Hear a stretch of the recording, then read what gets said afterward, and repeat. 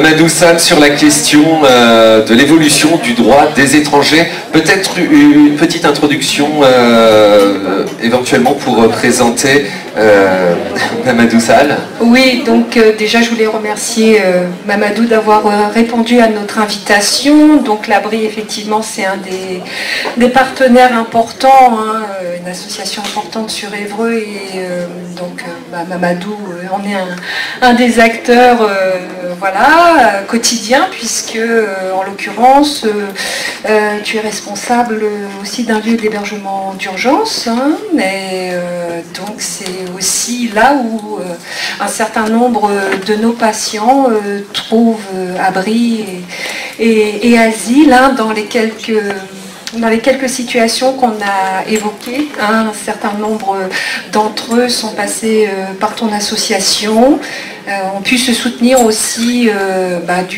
du travail et des rencontres avec les travailleurs sociaux de cette association qui arrive bien à nous identifier et à nous adresser, et avec qui la conversation se fait maintenant depuis plusieurs années. Donc, je te laisse la parole, Mamadou, pour nous parler de ces questions donc, de droit des étrangers. Merci, en tout cas, et puis bonne journée. Non, je dis bonjour à tout le monde. Parler de l'immigration ou du droit des étrangers, c'est pas une chose facile, surtout par les temps qui courent. J'excuse notre directeur général qui n'a pas pu être là parce qu'il est à d'autres réunions, mais qui tourne toujours autour des mêmes thèmes. Cependant, je ne peux pas parler du droit des étrangers sans reprendre déjà ce qui a été dit depuis ce matin. Il y a eu à la fois le volet social qui a été décrypté, il y a eu le volet psy dans tous les sens, psychologie et psychiatrie et dernièrement la psychanalyse. Le volet rencontre fait partie de cette discussion, d'autant plus que je vais développer petit à petit. Ça vous permettra en même temps de voir que dans le cadre de ce que nous faisons, vous et nous, aujourd'hui, on est dans le cadre d'un accompagnement global. Qui dit accompagnement global dit que le droit ne doit pas être vu simplement que d'une lorgnette. Donc, je parlerai bien sûr du droit au séjour, mais ce n'est pas simplement le droit au séjour, il y a tous les autres droits. C'est pour ça que l'intitulé « L'intervention au droit des étrangers » a beaucoup d'importance. Je vais maintenant essayer de décrypter un peu les angles par lesquels je vais attaquer mon intervention, à la fois sur l'immigration, tout en sachant qu'on ne peut pas parler du droit des étrangers sans faire un petit rappel qui est nécessaire par rapport à ce qu'est l'immigration, très complexe, mais il faut quand même le faire. Donc il faut faire appel à la socio-histoire, il faut faire appel à la géopolitique, qui va se rajouter à ce qu'on a dit depuis ce matin. Si je dis ça, je n'ai pas tout dit. La France aujourd'hui, pourquoi beaucoup de gens viennent vers la France avant même de dire autre chose, c'est parce que ça a été, et ça le restera toujours, le pays de la liberté. Quoi qu'on veuille dire, vous allez dans n'importe quelle constitution au niveau mondial, vous l'interrogez, la base, s'il y a liberté dans cette constitution, historiquement, ça vient de la France. Donc, c'est dire que la difficulté que la France aura, elle ne va pas se tarir là tout de suite, et quel que soit le ministre qui arrivera. Je clôt le débat qui peut faire polémique, qui peut amener à de la polémique. Simplement, très rapidement, l'immigration en France, c'est vrai que quand on regarde, on passe la colonisation, on arrive les deux guerres, la première, la deuxième, mais surtout la deuxième. Après la Deuxième Guerre mondiale, il a fallu reconstruire la France. Pas simplement la reconstruire physiquement au niveau des bâtiments, mais il fallait en même temps aussi reconstruire au niveau humain. Il y a eu de sacrées pertes en hommes, en femmes et en enfants. Donc, à partir de là, ça vous ramène à l'histoire de ce qui bouge aujourd'hui, qui est la sécurité sociale et toute la politique nataliste de la France, pour que la France puisse se reconstituer, se repeupler. Et à partir de ce moment-là, les premiers migrants qui sont arrivés dans la base du travail. Ils ne posaient pas de problème, ils travaillaient, ils retournaient dormir. Les premiers qui sont arrivés sont les pays limitrophes, auquel cas ça ne posait pas de problème. Ce qu'on vous dit aujourd'hui comme problème d'intégration ne se posait pas. Les premiers avaient la même religion que ceux qui sont aujourd'hui. La façon de vivre était un peu plus proche. C'est pas que c'était plus simple, c'est que simplement à l'époque, il y avait du travail. Il y avait l'église, les gens finissaient le travail, s'il fallait à l'église le dimanche, ils y allaient. Le seul moment où il y avait des problèmes, c'est quand ils voulaient se mettre en couple Un jeune Italien qui voulait épouser une Française, ça posait problème. Un Belge qui voulait une Française, ça posait problème. Un Polonais qui voulait une Française, ça posait problème. Un Chinois, ça posait problème. Un Africain, ça posait problème. Ensuite, on est passé de cette période-là pour arriver aux années 70. J'ai fait un grand bond. Les années 70, je mets les années 60 parce que c'est les périodes d'indépendance. Je ne veux pas en parler longuement, ça aurait été un cours, j'aurais parlé par exemple de la guerre d'Algérie, j'aurais parlé du Vietnam, des autres pays d'Afrique. Mais je mets cette partie-là, j'arrive aux années 70. Dès les années 74 où Giscard d'Estaing est arrivé au pouvoir, là, les caisses, et là encore par provocation je le dis, les caisses de sécurité sociale étaient pleines parce que l'ensemble des étrangers vivant seuls cotisaient à l'ensemble des caisses et n'en bénéficiaient pas. Il a fallu repenser dans le cadre du droit international à la vie en famille. Donc il y a eu le regroupement familial qui s'est instauré. Et à partir de ce moment, les épouses ont commencé à arriver. Il y a eu des enfants qui sont nés, d'autres qui sont arrivés avec leur maman. Et les difficultés, je le dis, mais entre guillemets, les difficultés ont commencé. Parce qu'il a fallu qu'ils aillent à l'école, qu'ils puissent manger à la cantine. Donc vous avez des problèmes qui ont trait à « mon enfant ne mange pas du porc ». Il y a eu des problèmes qui ont été soulevés, qui sont des problèmes d'excision ou de circoncision. Il y a eu des problèmes de femmes qui ne voulaient pas se faire consulter par des hommes. Donc, ce n'est pas que l'intégration a été plus difficile, c'est que les périodes et l'histoire a été plus complexe. Après cela, vous avez toutes les conventions sur les droits de l'enfant, sur les droits de la personne, l'intégrité, parce que quand on parle aujourd'hui du statut de réfugié donné à des enfants qui ont, pour des raisons d'excision ou de risque de scarification, c'est pour éviter une atteinte à la fois à l'intégrité physique de la personne, mais une atteinte à la dignité de la personne. Donc, résumer très rapidement ça, je passe au fait aujourd'hui... oui, j'ai du mal à tenir un micro. Je vais le garder. Donc, on arrive à ce que sont les années 80-90. 80, c'était encore, ça allait. Dans les années 90, vous le savez que pour déposer par exemple un dossier de demande d'asile, c'était au commissariat de police que ça se faisait. À l'époque, les centres qui accueillaient les demandeurs d'asile n'existaient pas, il n'y avait que les CHRS qui les accueillaient. Pendant toute cette période-là, ça ne posait pas de problème. On arrive aux années 2000, 94 d'abord, 90, 94, 95 avec la guerre de Tchétchénie, la guerre du Rwanda et le génocide rwandais, plus ce qui s'est passé dans les pays d'Europe de l'Est, si je dis ça, je parle de l'ex-Yougoslavie, plus un petit apport des années 1989 avec la chute du mur de Berlin. Il y a là une recomposition au niveau international qui pose un problème de l'immigration. Donc, très brièvement, cette partie-là est finie. J'arrive aux années où nous sommes. Aujourd'hui, je parle de là et du droit sur lequel nous sommes et les difficultés que nous rencontrons.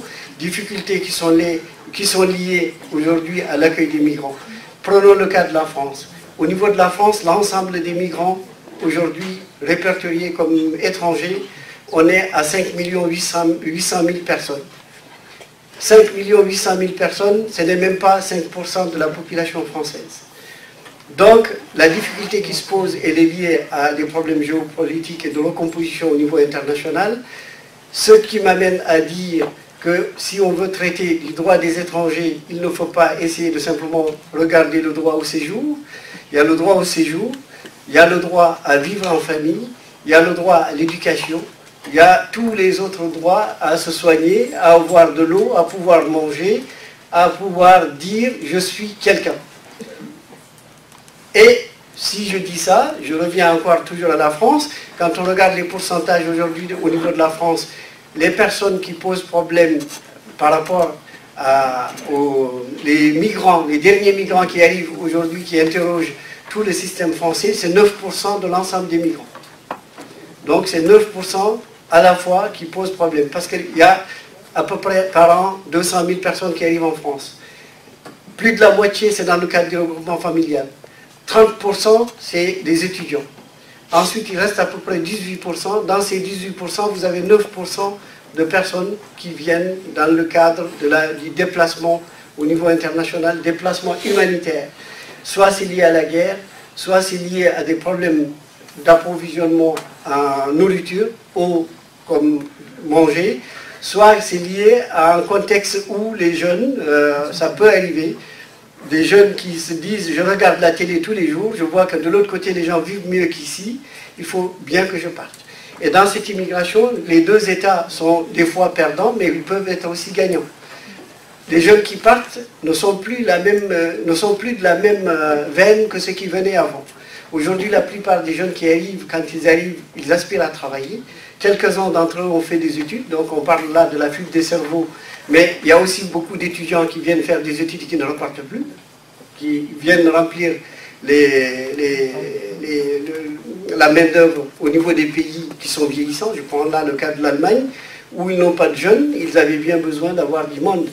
Et puis, comment un gouvernement, quel qu'il soit aujourd'hui, peut refuser que des personnes arrivent chez lui, parce que quand on dit qu'au niveau mondial, il y a le droit il y a la liberté de circulation, d'autant plus que quand on regarde, on prend le cas de l'Europe depuis les années 90, avec cette histoire de Dublin 1, Dublin 2, l'histoire de Schengen qui pose problème, où on dit que l'ensemble des Européens, au niveau de l'Europe, n'ont plus de frontières intérieures. Il faudra que les gens puissent circuler, marchandiser bien, à une exception près, qui est aujourd'hui les personnes d'origine étrangère. Donc là, ça pose un problème, d'autant plus que les États sous-traitent leurs frontières aux autres pays. Il y a quelques années encore, la frontière était en Italie, en Grèce. Aujourd'hui, les frontières ont été repoussées. Et du côté de l'Europe de l'Est, elle est en Pologne. Du côté de l'Afrique, elle a dépassé l'Italie pour arriver en Libye. Avec les derniers événements qu'on a vus sur l'esclavage et sur les tortures et la barbarie qui se passe en Libye, l'ensemble des Européens se sont mis d'accord, tirés par la France, pour pouvoir reporter ou pousser la frontière qui est aujourd'hui au Niger.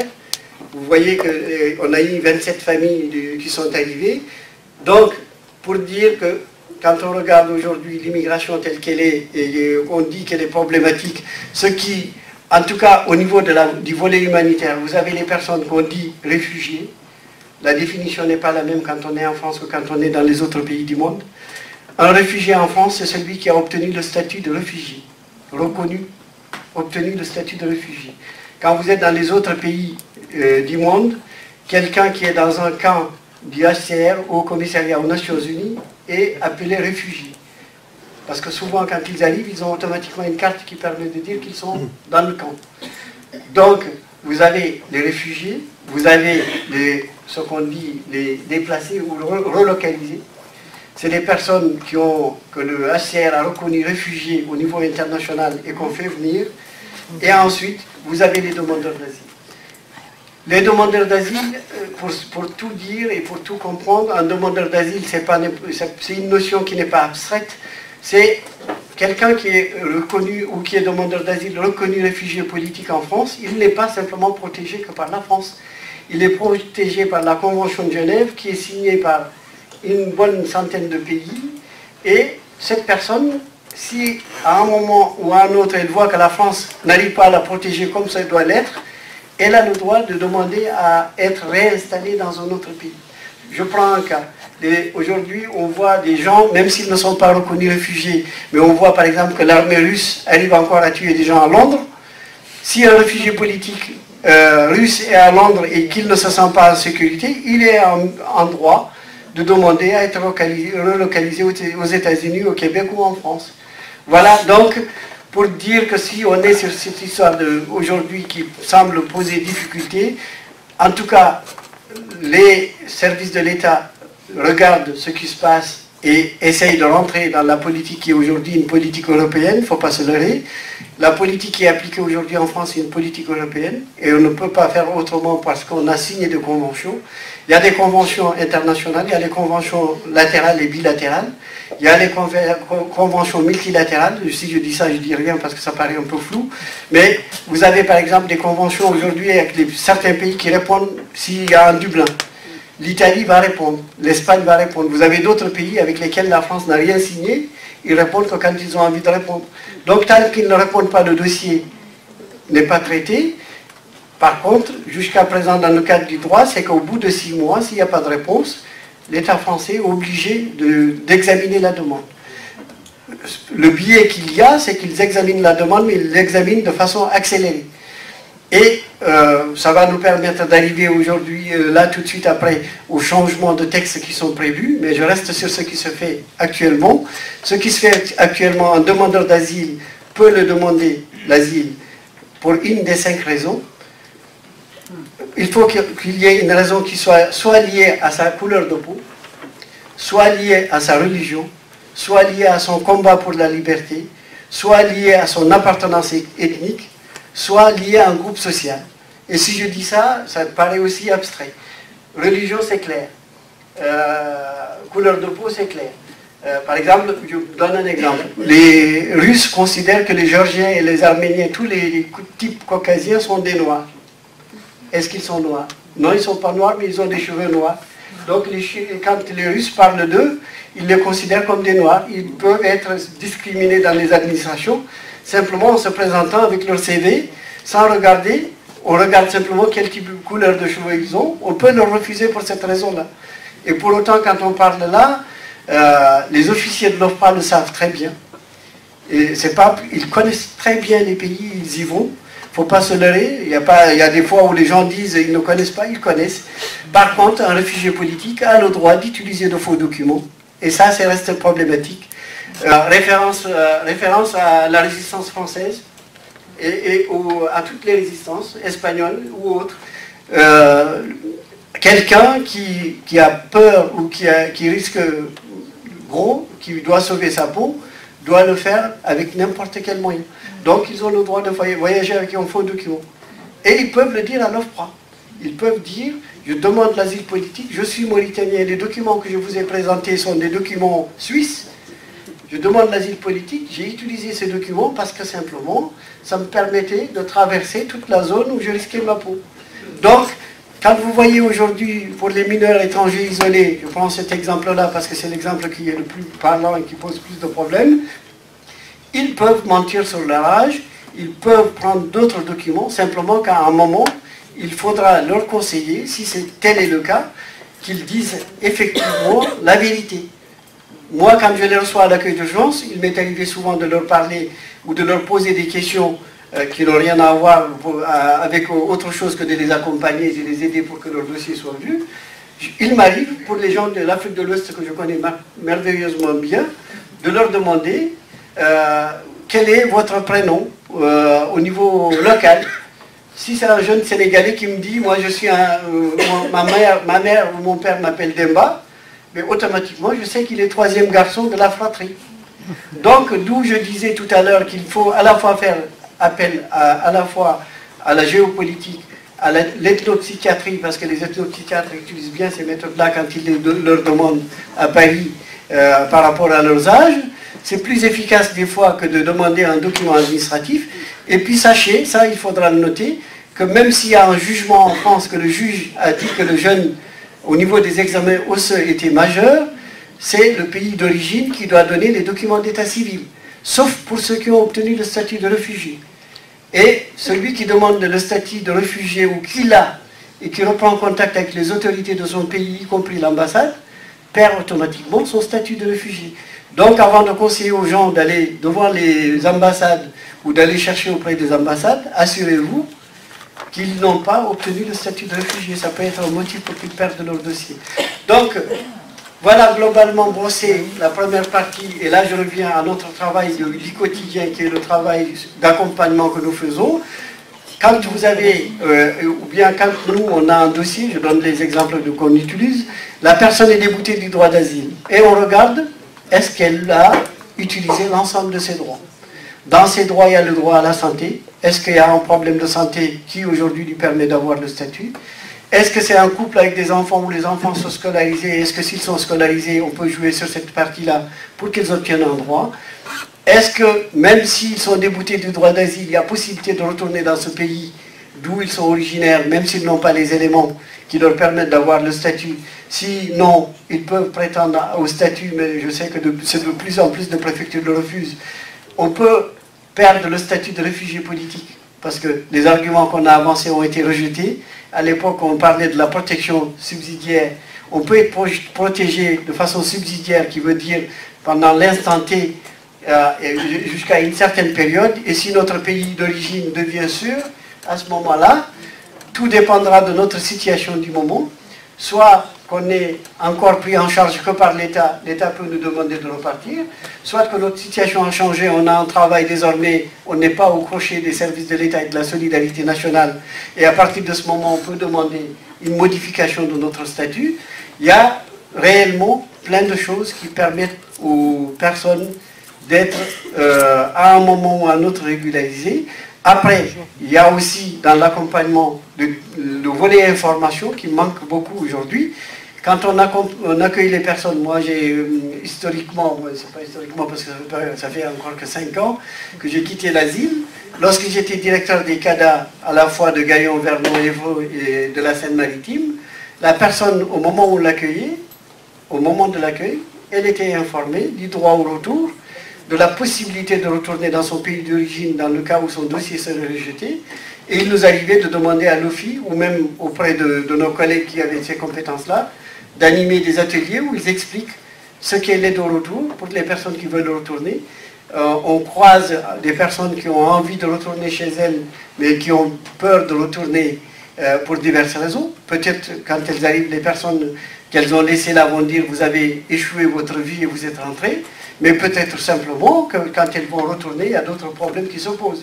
Vous savez bien que parmi les personnes qu'on voit, il y en a qui sont venues en Europe, mais dont les parents ont emprunté une certaine somme. C'est le cas des Asiatiques, qu'on voit beaucoup chez les jeunes Chinois, où les parents ont emprunté, qu'on voit beaucoup dans les pays d'Asie. Je mets des guillemets parce que je généralise, mais ces personnes-là, tant que la dette n'est pas payée, quand ils retournent, ça pose un vrai problème. Voilà, donc je ne vais pas monopoliser la parole pour le reste de la journée, simplement dire qu'il y a un lien entre ce qui a été dit ce matin, ce que je viens de dire là, et ce n'est qu'une complémentarité, quel que soit celui d'entre nous aujourd'hui qui accompagne. Association militante ou association militante et financée, donc je me permets de faire juste un petit éclairage. Nous sommes tous aujourd'hui, ou toutes les associations qui sont ici dans la salle, en tout cas celles qui sont financées par les services de l'État, ça ne nous empêche pas de dire ce que nous pensons ou ce que nous savons, simplement que nous avons une mission qui est définie, on est financé dans le cadre de cette mission, on peut faire jusqu'à hauteur de la mission. Passer cette mission, le relais est passé à d'autres organisations, à d'autres associations qui ont des choses à faire, qui se complètent avec les nôtres, mais nous ne pouvons pas exiger d'elles qu'elles fassent ce que nous faisons, elles ne peuvent pas exiger de nous qu'on fasse ce qu'elles font. Cependant, l'esprit de complémentarité doit rester là, dans l'intérêt des personnes accompagnées. Voilà, je vous remercie. Puis s'il y a des questions... Du pôle social à l'association Abri. Ce que je propose, c'est qu'on continue à dérouler, qu'on fasse une série de questions-réponses avec la salle en fin d'échange, si vous le voulez bien. Était prévu également d'intervenir autour de cette notion d'étrangers malades, le docteur Valérie Perra et Valérie Vicomte. Je ne sais pas comment vous comptiez vous organiser, mais je vous laisse procéder. J'y vais ? Donc moi je vais intervenir sur quelque chose qui s'appelle les certificats médicaux. Enjeux cliniques éthiques de la rédaction des certificats médicaux. Donc la demande de régularisation pour raison médicale est de plus en plus fréquente au niveau national. Dans 50% des cas, elle se fait maintenant au titre de la santé mentale. Suivant ce mouvement, la rédaction de certificats médicaux étrangers malades est entrée progressivement dans la prise en charge des sujets. J'ai du mal à dire immigrés parce que je trouve qu'ils flottent beaucoup nos sujets. Donc je vais dire immigrés, mais en fait ils sont encore très flottants quand ils arrivent à la passe et à respirer. Alors, je pense qu'on est passé de... Enfin, je suis passé de 5 certificats il y a 4 ans à 30 aujourd'hui. Cette rédaction, pour le médecin et plus spécialement pour les psychiatres, elle ne va pas de soi. Elle soulève la question des réponses que le psychiatre, qui est avant tout un médecin, un soignant, doit apporter à une demande qui n'est pas sans lien avec le politique. Donc un point d'histoire rapide, le monde compte aujourd'hui plus de 200 millions de personnes vivant dans un autre pays que le pays où ils sont nés, contre 77 millions en 1970.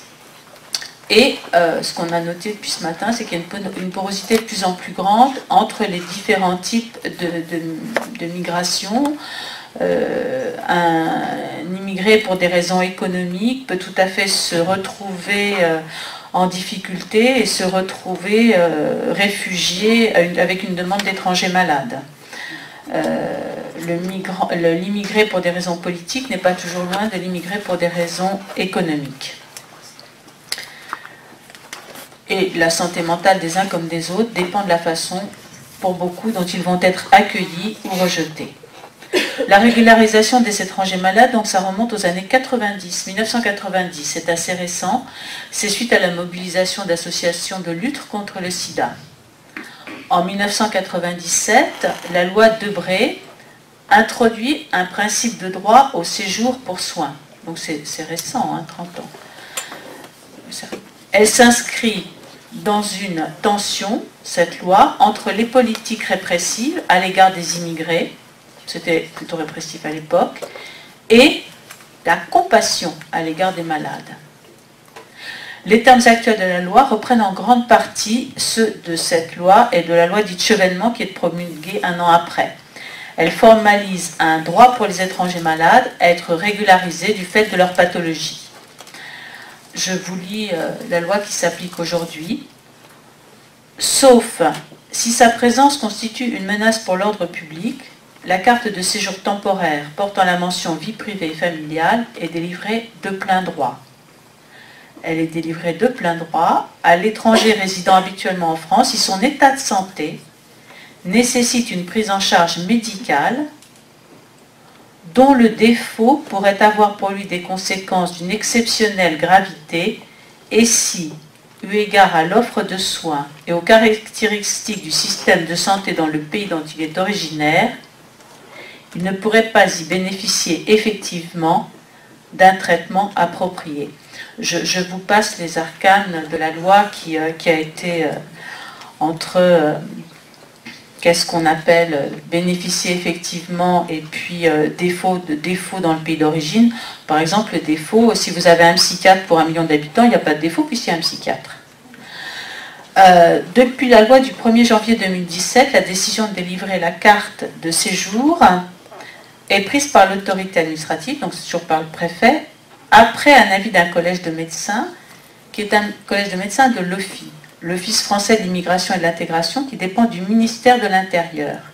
Donc ça, c'est depuis le 1er janvier 2017. Jusqu'à présent, c'était les médecins de l'ARS, l'Agence régionale de santé, donc sous tutelle du ministère de la Santé, qui prenait cette décision. Hein, donc on a un glissement du ministère de la Santé vers le ministère de l'Intérieur. Le justificatif pour ce glissement, c'est le suivant. Il s'agit notamment de favoriser une application plus homogène sur l'ensemble du territoire de l'appréciation médicale portée sur l'état de santé de l'étranger. Les principaux objectifs poursuivis par le nouveau dispositif concernent le transfert de la procédure des avis médicaux, donc des ARS à l'OFII, l'harmonisation sur le territoire national du traitement des dossiers médicaux, tous pareils, la prévention de la fraude, avec la prévention de la fraude, l'affirmation des garanties apportées aux droits du demandeur informé par le médecin de l'OFII, la collégialité dans l'émission des avis rendus par 3 médecins de l'OFII, bon, etc., etc. Alors, ce que j'ai trouvé aussi intéressant, c'est que pour que les médecins de l'OFII puissent instruire au mieux la demande, donc le médecin, donc moi par exemple, je vous explique plus clairement, je remplis un certificat médical qui va être remis au patient, donc le patient a absolument les détails de tout ce que je vais écrire, hein. Donc en général, maintenant je lui lis carrément ce que j'ai écrit, hein, c'est plus clair. Donc monsieur, vous entendez des voix, ben oui, il faut savoir que vous entendez des voix, il est tout à fait étonné de savoir qu'il entend des voix, mais enfin je lui dis qu'il entend des voix. Que vous allez vous suicider, ben oui monsieur, il est possible que vous vous suicidiez compte tenu de ce que vous m'avez raconté, enfin, c'est un peu délicat, mais on le fait. Donc on lui lit ce qu'on a écrit, et ce dossier est ensuite instruit par un premier médecin de l'OFII. Ce médecin transmet par téléphone, si je ne me trompe pas, non même pas, par informatique à des collègues à ce collège de 3 médecins ce qu'il retient d'essentiel dans le dossier. Alors vous avez un médecin de l'OFI qui alors quand le patient vient accompagné parfois par des collègues de Respio, lui dit « Bon alors monsieur, c'est vrai que vous entendez des voix ?» Bon, médecin, là il a dit « Vous pouvez vous suicider, donc c'est bien vrai, hein, vous risquez de vous suicider si vous rentrez au pays. » Bon. Un automatisme mental, c'est quoi monsieur? Bon. Voilà, donc c'est un petit peu compliqué. Donc bon, je vais passer directement. Dans notre pratique au quotidien, on n'aborde pas quand on est médecin, on n'aborde pas une hallucination, une pensée ou un comportement à partir de données sociologiques et ethnologiques générales, mais on les entend avec les mots que le patient emprunte, on l'a dit aujourd'hui, des mots qu'il emprunte à sa culture pour dire sa souffrance, son angoisse. Dans notre pratique, au général d'un abord ethnique et d'un traitement sociologique du malaise, on répond par une orientation qui tente d'extraire le plus singulier de chaque cas, ce qui permet de toucher le symptôme propre à chacun. Je veux dire, on n'est pas... comment vous dire ça? On ne connaît pas toutes les cultures du monde. Hein. Les gens qui s'adressent à nous vont du Pakistan à l'Afrique du Sud, en traversant tous les pays correspondants. Vous imaginez bien qu'on ne connaît pas ni les différences ethniques, mais néanmoins, on arrive à faire un travail, puisqu'au fond, ce qu'on va écouter, c'est ce que chaque patient va nous raconter de plus singulier. Alors, donc au général d'un abord ethnique et d'un traitement sociologique du malaise, nous répondrons par une orientation qui tente d'extraire le plus singulier de chaque cas.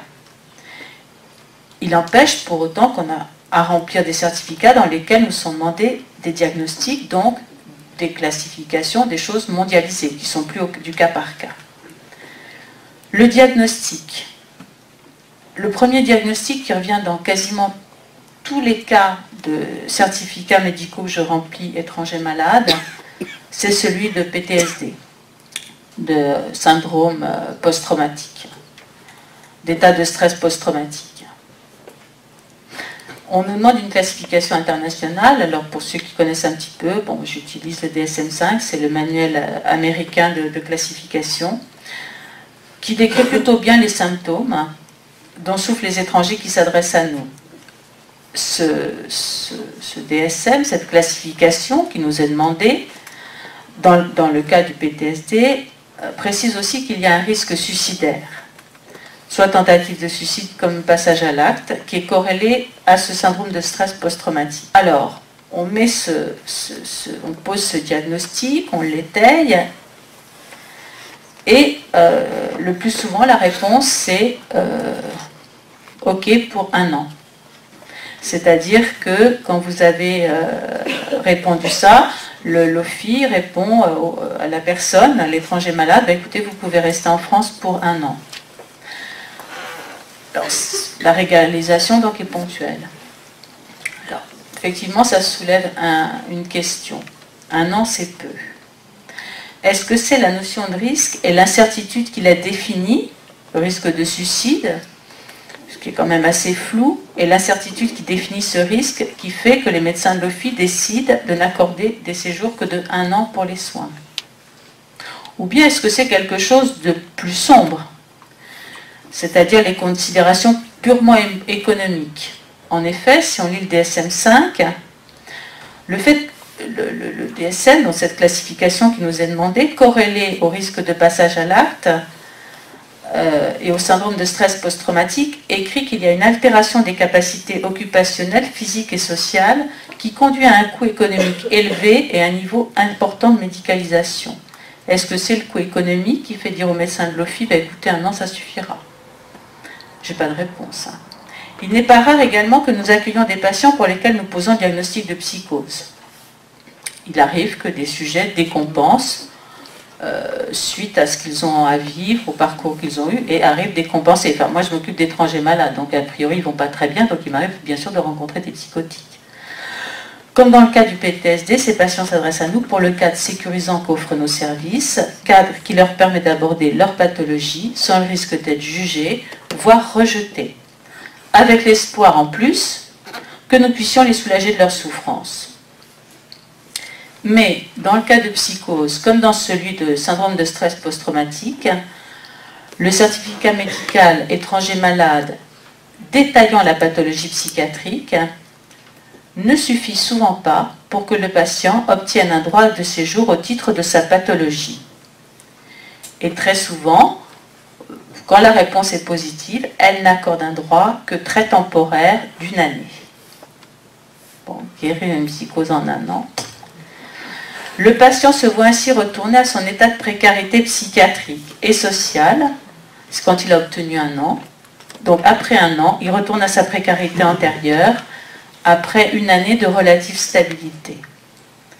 Que dire de ces patients qui ont obtenu un titre de séjour étranger malade de 5 ans, avant la réforme du 1er janvier 2017, quand c'était les ARS qui accordaient les séjours étrangers malades?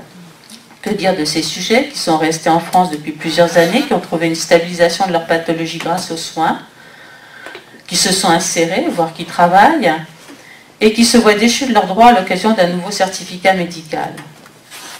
Parce que qu'est-ce que vous mettez quand un patient va mieux? Ben oui, il est stabilisé, il est schizophrène, heureusement que on n'est pas tout le temps en état aigu, donc il a trouvé une solution, il va mieux, il a trouvé des repères, ben vous l'écrivez sur votre certificat médical, ben comme il va mieux, ben il n'a plus besoin de rester. Voilà.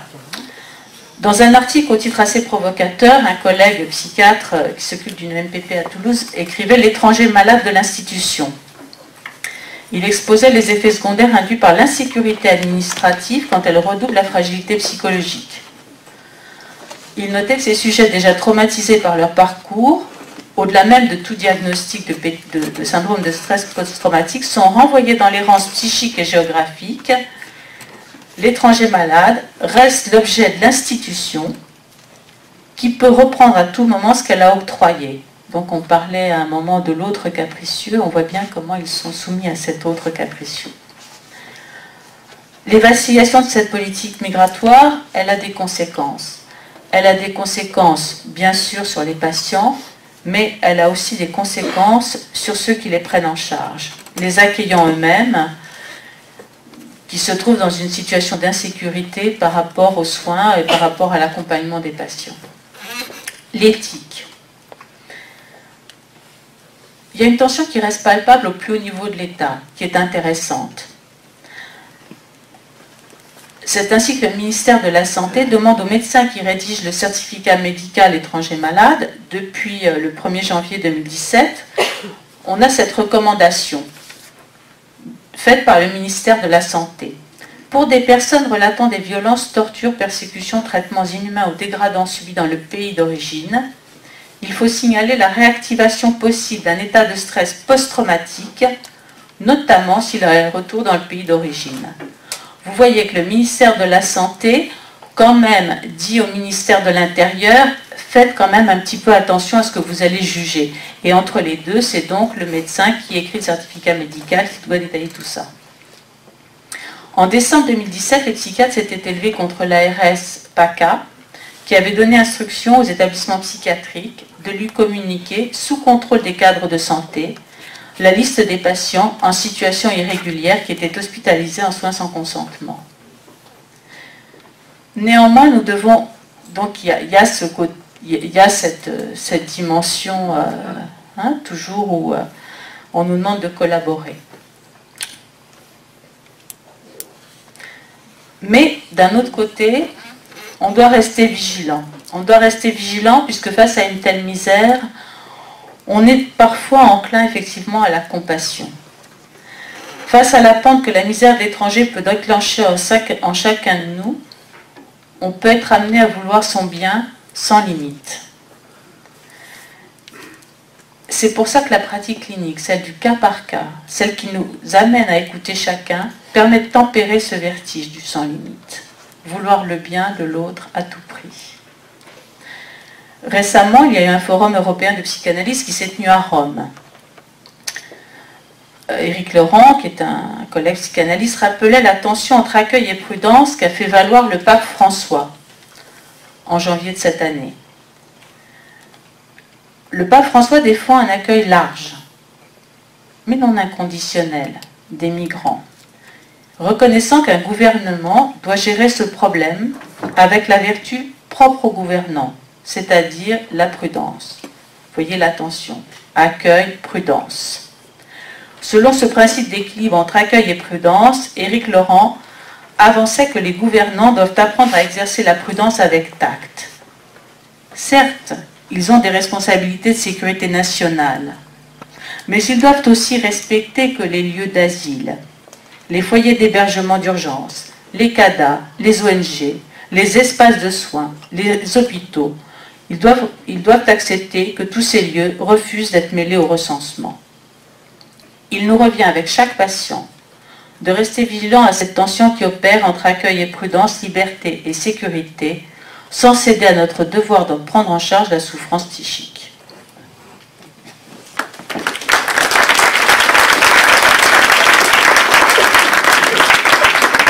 Docteur Valérie Perra qui intervenait. Je propose que nos deux modérateurs poursuivent ou peut-être relancent. Et ensuite, nous avons au moins 2 interventions en salle, ce qui nous amènera jusqu'à la fin.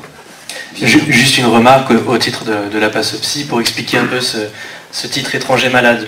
Jusqu'à présent, c'est le titre, on sait tous qu'il est pourri, qu'on peut le reprendre n'importe quand. Les gens ont beau vivre, l'État va les prendre uniquement sous le biais de la maladie.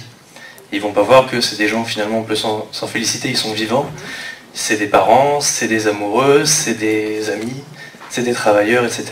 Non, si la maladie est stabilisée, on arrête tout et les changements de statut sont très difficiles. Donc, jusque-là, c'était le type de séjour qu'on gardait sous le coude, au cas où la demande d'asile ne fonctionnait pas ou toute autre demande de régularisation. Pour ceux qui sont malades. Et nous, au niveau de la PASSEPSY, on avait deux cas de figure, soit la personne malade qui arrive en France directement pour se soigner, pas de problème, on fait le certificat, ou des personnes qu'on a accompagnées dans le cadre de la demande d'asile, ça dure 1 an, 2 ans, ça ne marche pas, on a accompagné la personne pendant suffisamment longtemps, on sait qu'elle est malade, d'autant plus que le statut lui a été refusé, et là, pas de problème, de toute façon, on est dans la boucle. Ce qui risque de se passer à partir de maintenant, avec les changements annoncés au niveau de la loi Asile, c'est justement pour éviter que les gens ne vivent trop longtemps, s'installent et clairement se soignent, et surtout fassent famille en France. La loi va prévoir qu'on va devoir déposer à la fois sa demande d'asile et sa demande d'étranger malade en parallèle. On parlait ce matin de temporalité, tout s'accélère justement pour que les gens repartent au plus vite. Avec la difficulté supplémentaire qui est que si la personne ne dit pas qu'elle est malade au moment de déposer sa demande d'asile, il va falloir qu'elle prouve par la suite, on parlait de suspicion tout à l'heure, qu'elle prouve par la suite que c'est arrivé, ce sont des éléments nouveaux, pour pouvoir ensuite faire sa demande d'étranger malade, sinon c'est foutu. En gros, globalement, tout s'accélère et tout se verrouille, et on va bien devoir accompagner tout ça malgré tout. Rien à rajouter, sinon qu'effectivement vous avez bien saisi qu'on avait affaire à des questions très très complexes, tant du point de vue de la psychopathologie, que du point de vue social, que du point de vue administratif, que du point de vue langagier, quand il s'agit notamment de patients qui parlent une autre langue que le français. Voilà, un petit peu plus de complexité. Maintenant, on ne recule pas, effectivement, et il s'agit de tenir bon pour voilà, continuer à accompagner ces personnes, et on ne sera pas trop de trop les uns et les autres, institutions, administrations et associations, pour mener ensemble ce travail. Voilà, je vous remercie. Simplement, il faut aussi, il y a 2 choses dans ce qui concerne les étrangers. Il faut complètement dissocier l'immigration et la demande d'asile. Un demandeur d'asile n'est pas un immigré. Un demandeur d'asile, c'est quelqu'un qui cherche par tout moyen à sauver sa peau. Je le dis de façon un peu brutale. Un immigré, il peut avoir diverses raisons. Donc, il faut dissocier ces deux, parce que c'est pour ça que c'est très compliqué, parce que dans les perspectives de la réforme, on parle que de la demande d'asile, on ne parle pas du reste. C'est deux notions complètement différentes qu'il faut dissocier. Parce que tant qu'on ne les dissocie pas, on va faire la même chose que tous les autres. Le mot migrant, tout à l'heure j'approuve ce qui a été dit, le mot migrant ne veut rien dire. Moi, je me suis occupé il y a quelques années de la scolarisation des enfants de migrants. Les enfants des personnes qui travaillent sur les chantiers sont des enfants de migrants. Les enfants des personnes qui sont les bateliers qui naviguent sur la Seine sont scolarisés dans la rubrique enfants de migrants. Donc, migrant en France ne veut absolument rien dire. Soit on est immigré, auquel cas on est parti de notre pays, on est là, on est immigré. Pour le pays d'origine, on est émigré, parce qu'on part. Ensuite, il y a le demandeur d'asile, celui-là, c'est quelqu'un qui cherche à vivre. Ne pas être exécuté, je veux bien entendre. Voilà, je voulais juste préciser cette partie-là. Nous nous retournons vers la salle, c'est le moment d'intervenir. Timothée, je crois on lui avait déjà confié 2 questions. Je propose que nous les écoutions. Alors, c'était des questions plus larges que le thème de cette table ronde-là. Je ne sais pas qui souhaitera s'emparer de la réponse, mais en tout cas, écoutons les questions. Pour le moment, notez deux questions et une remarque. La première question qu'on m'a demandé de noter, qui fait le lien avec ce qui était abordé plus tôt dans la journée, mais autour de la temporalité. Vous parliez de temporalité. On me demande de définir ce terme. Voilà, c'était pas forcément clair pour certaines personnes dans la salle. Si l'une des intervenants de la journée veut bien préciser pour que ce soit plus clair pour chacun d'entre nous. Sur un plan psychiatrique, je peux donner je crois que c'est ça, des choses assez concrètes, c'est-à-dire que je pense à une patiente une femme qui a été violée. Eh bien, il y a un phénomène, elle a été violée dans son pays, il y a un phénomène, elle se retrouve enceinte de son violeur, elle apprend qu'elle est enceinte ici, il y a quand même un petit phénomène de sidération, si vous voulez. Avant de pouvoir raconter tout ça, eh bien, il faut un peu de temps. Et ce temps-là, on n'est pas forcément accordé. C'est très bien de raccourcir le délai pour déposer sa demande et faire déployer son histoire. Sauf que, malheureusement, il faut aussi, ce qu'on déployait tout à l'heure, c'est que le temps du traumatisme, pour retrouver les mots, pour dire ce qui s'est passé, c'est pas immédiat. D'abord, il faut les bonnes rencontres. Il faut rencontrer les personnes qui vous permettent de mettre ça en forme. Et ça peut demander du temps. Et puis, c'est dans cette rencontre que ça va s'élaborer. Ce qui a fait trou dans votre vie, tellement ça vous a désarçonné de tout. Donc c'est ça la temporalité, c'est ce temps-là. Et ce temps-là, on essaye au maximum, quand on est soignant, de le raccourcir pour que les choses puissent se dire au plus vite par rapport à l'OFPRA et ça, mais il y a quand même des choses incompressibles. On peut répondre aussi sur les 2 autres domaines. Le travail social, la question de confiance, elle ne se fait pas en une journée. Donc il y a ça, et puis la question administrative, les délais.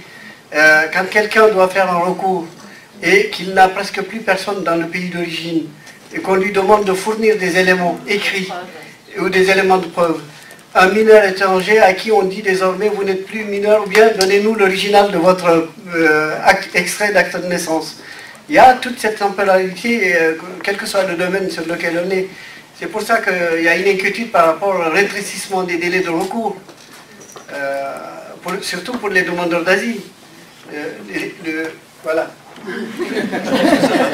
Ok, je sais pas, moi j'ai noté d'autres questions. Est-ce qu'il faut que je passe la parole d'abord dans la salle, parce que c'est en lien direct avec ce qui Si c'est en lien direct, passons par la salle, Timothée, et nous reviendrons à vos questions juste après. Est-ce que quelqu'un veut intervenir dans la salle en lien directement? Là-bas devant. Devant, je m'en occupe. Très bien, Là, je voulais juste rebondir sur ce que vous disiez tous les deux sur la confiance, effectivement. Et parce que ça m'a fait penser à un philosophe qu'on a interviewé pour une revue de psychanalyse, qui s'appelle Frédéric Worms, qui a écrit quelque chose sur les démocraties. Il a aussi écrit un très beau livre sur le temps pour se reconstruire. Et il parle du traumatisme et il dit quelque chose de très beau. Il dit qu'un traumatisme, au fond, alors qu'on prend les choses par le singulier évidemment, mais lui il le définit en termes philosophiques, ce serait un moment de perte de confiance en l'humanité. Donc avant que quelqu'un se réadresse à vous et vous fasse confiance en tant qu'être humain, alors que dans ce trauma, il a rencontré des êtres humains qui ne pouvaient plus faire confiance, puisque se faire torturer, c'est quand même tomber sur une déshumanisation, évidemment, ça demande du temps. Merci. Timothée, vous aviez oui, une question et une remarque encore au stock. Question et une remarque, enfin la remarque c'est presque une question, donc je vais commencer par celle-là, tiens. Comme ça je garde la dernière qui est un peu plus provocatrice peut-être. Ce matin, ou hier, je ne sais plus, enfin j'entendais à la radio un rapport de je ne sais plus quel organisme, un sujet, j'imagine que vous êtes tous à peu près au courant, on parlait de migration due au climat, au changement climatique. Est-ce qu'à terme, la psychiatrie ou la psychanalyse va pouvoir reconnaître ça en termes de trauma? Voilà, je ne sais pas si on a sa maison qui est inondée ou des choses comme ça, qu'on est obligé de fuir à travers le monde. Voilà comment. C'est volontairement un peu rigolo, mais ceci dit, ça va être la première cause de migration si ce n'est pas déjà le cas. Donc voilà. Après, il n'y a absolument pas de généralité. Je trouve que il y a des gens dont la maison est sous les eaux qui vont savoir nager, qui s'en sortiront très bien. Et puis il y a d'autres qui auront à peine un orteil dans l'eau, qui s'en sortiront pas. Et ben nous on s'occupe de ceux qui ont un orteil dans l'eau et qui s'en sortent pas. Donc il n'y a aucune possibilité de répondre de façon générale à cette question-là. Très bien. Et puis vous aviez une dernière remarque. Oui. Bon nombre d'intervenants depuis le début de la journée, quand ils parlaient de sujets, désolé, hein, moi je ne suis pas du milieu, donc je découvre aujourd'hui certaines façons d'en parler. Quand vous parliez d'un sujet, vous n'utilisiez que l'initiale du prénom, ou du nom de famille d'ailleurs. Voilà, j'avais la sensation qu'on parlait d'être humain et je m'étais dit que peut-être on pouvait nommer les prénoms au moins, sans donner l'identité complète, mais voilà. Ça me faisait penser à monsieur qui parlait des Demba au Sénégal, qui, quand on savait que c'était un Demba, c'était le troisième de la fratrie. Voilà, je me disais que ça pouvait au travers de ça donner quelques infos supplémentaires. Alors effectivement, c'est le choix d'anonymer les cas présentés, c'est avant tout pour justement être un petit peu respectueuse aussi.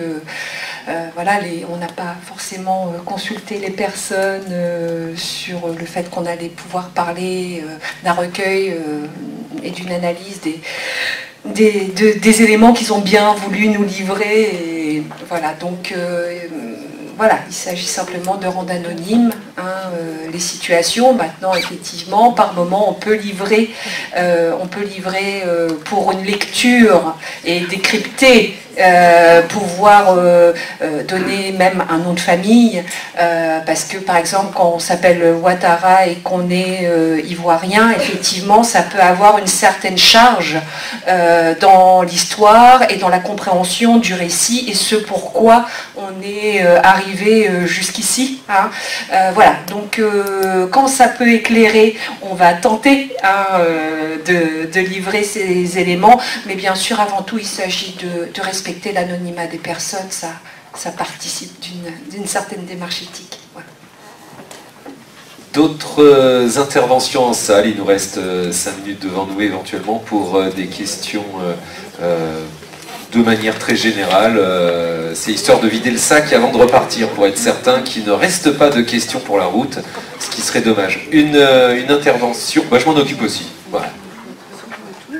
Peut-être pour terminer à ce que disait Valérie, effectivement on est aussi sous le secret professionnel et peut-être quand on travaille avec nos collègues du social, secret partagé, voire après peut-être que ça pourrait être l'occasion de faire une autre journée et voilà. Une autre intervention peut-être en salle avant de passer à la conclusion. Oui.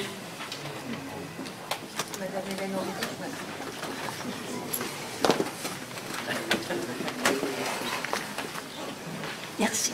Ce que je voulais dire, c'est que dans l'évolution du droit à vivre en France. Bon, l'administration, les projets de loi font que, et le statut de réfugié, et pouvoir être régularisé, ça commence déjà à être de plus en plus difficile. C'est extrêmement inquiétant, je veux vraiment le dire, et que les désespoirs, les énormes traumatismes vont se multiplier. Ça, j'en suis certaine, et j'en vois déjà dans la pratique quotidienne. Je voulais le signaler parce que c'est très inquiétant. Je voulais juste rajouter par rapport à la réponse à votre avant-dernière question, par rapport aux réfugiés climatiques. Pour la France, c'est quelque chose qui est facilement explicable. Dans les années 76, 75, au moment où il y a eu la sécheresse en France, qu'est-ce qui s'est passé? Les ouvriers agricoles se sont retrouvés à devenir ouvriers dans les usines, à aller balayer les rues de Paris et des autres grandes villes. Mais ça a créé une tension telle que le Front National a commencé de là à créer ses bases. Parce que les anciens ouvriers agricoles sont devenus concurrents des travailleurs migrants sur les postes d'ouvriers spécialisés et autres. Donc tout le monde sait que quand il y a un phénomène climatique qui empêche les gens soit de manger, soit de pouvoir continuer à vivre là où ils vivaient, ça créera forcément des tensions ailleurs, sauf à avoir un tsunami qui balaye au passage. Mais le reste, oui, les gens bougeront parce qu'ils n'attendront pas la mort, les bras ballants. Hein. Oui. Ils bougent déjà, vous voulez peut-être reprendre? J'ai cité ce film, là, je ne sais pas si vous l'avez vu, du réalisateur chinois, c'est impressionnant. Et le problème, il est déjà là, au fond. C'est ça, c'est qu'on a des discours politiques complètement en retard, qui se servent de la peur et de l'angoisse, mais l'immigration, mais c'est très intéressant et c'est extrêmement urgent de faire cette différence entre l'immigration et le droit d'asile. Il y a eu une émission samedi matin sur France Culture où était invité un grand spécialiste de l'Afrique. Ils n'ont pas du tout fait cette différence. Ils parlaient d'immigration avec des chiffres, avec effectivement un grossissement extraordinaire de la population africaine. Ça s'appelle la transition démographique. Donc c'est pas la peine de penser que dans le monde, les gens vont bouger. Ils sont déjà en train de bouger. Donc c'est pas un problème qui va venir, c'est un problème, et c'est pas forcément un problème justement, c'est présenté que comme un problème, ça va être, faut chercher des solutions, c'est tout. Merci, une fois dit, ça paraît tellement plus simple.